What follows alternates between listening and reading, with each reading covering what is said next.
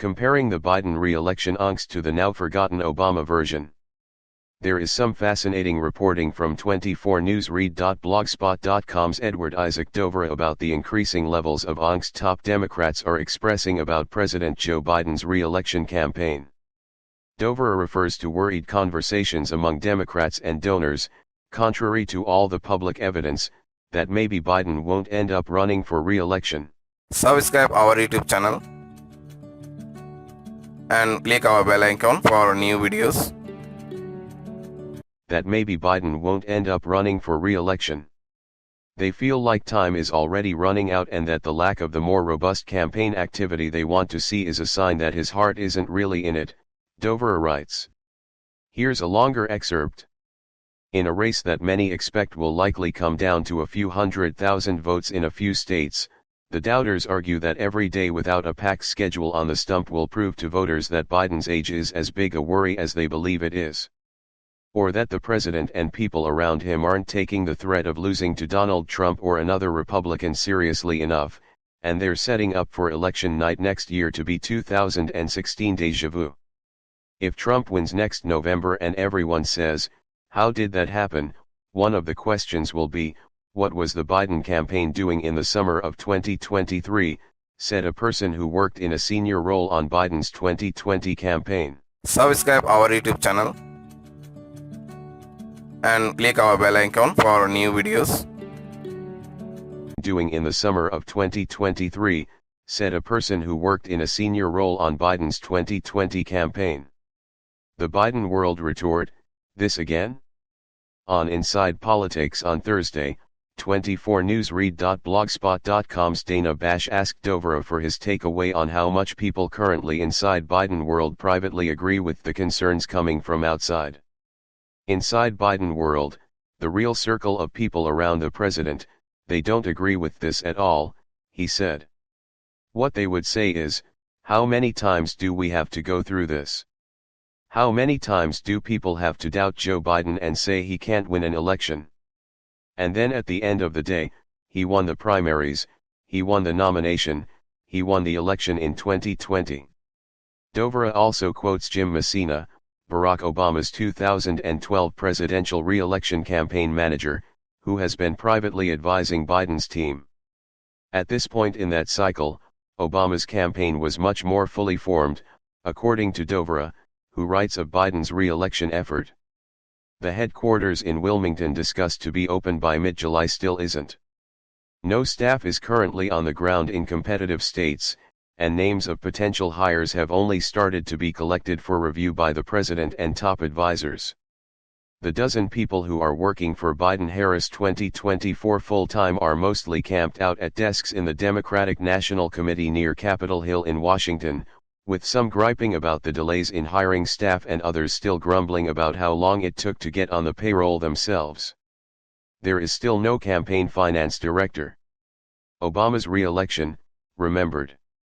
Obama may have had more infrastructure in place, but that doesn't mean his 2012 effort was worry-free. It's hard to believe it now, more than a decade later, but Obama's primary journey in 2012, while a sure thing and a cakewalk, was also beset by frustrations. For instance, Gallup released a poll before the 2010 midterm election suggesting that more than a third of Democrats and Democratic-leaning adults would back his Secretary of State, Hillary Clinton, if she challenged him for the nomination. She obviously never did. Obama was extremely weakened after that 2010 midterm, suffering what he called a shell-lacking, when Republicans claimed a much larger House majority than the barely there edge Republicans currently enjoy in the House, where Biden and Obama are about equal. In the summer of 2011, although it was not reported publicly at the time, Senator Bernie Sanders seriously considered challenging Obama, according to subsequent reporting by Dover for The Atlantic. Then Senate Majority Leader Harry Reid intervened to talk Sanders down, and Messina told Dover that the prospect of a Sanders challenge had Obama's campaign team absolutely panicked.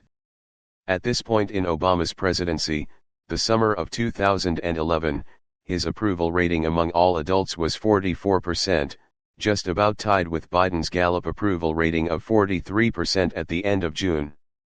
Obama's approval rating among Democrats at this point in his presidency was 79%, which is about the same as Biden's approval rating among Democrats today, 82% in the Gallup polling from the end of June.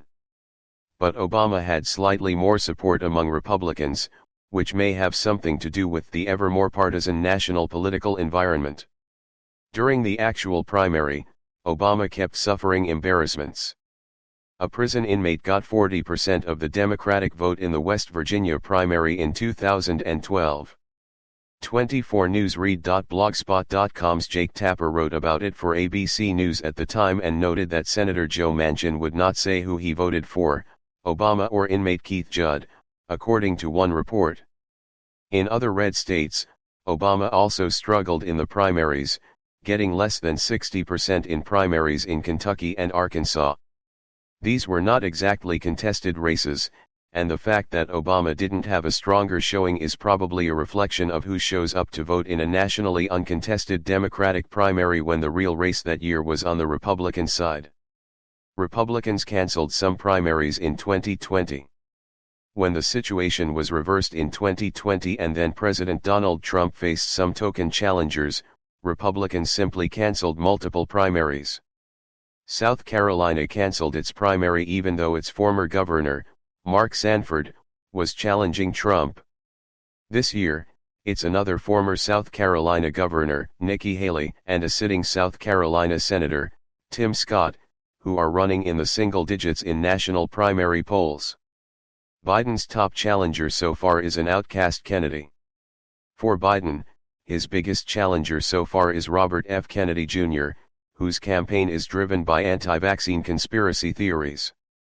Yes, Kennedy is registering in polls, more than 10% in many. But his out-of-the-mainstream views also mean he can't get the backing of his family members, much less be viewed as a viable Biden alternative. For an idea of how much of a long shot Kennedy is, read this analysis from 24newsread.blogspot.com's Harry Onton. There's certainly nothing as dangerous to Biden as when Senator Ted Kennedy tried to displace then-President Jimmy Carter in 1980, inarguably wounding Carter before he was trounced by Ronald Reagan.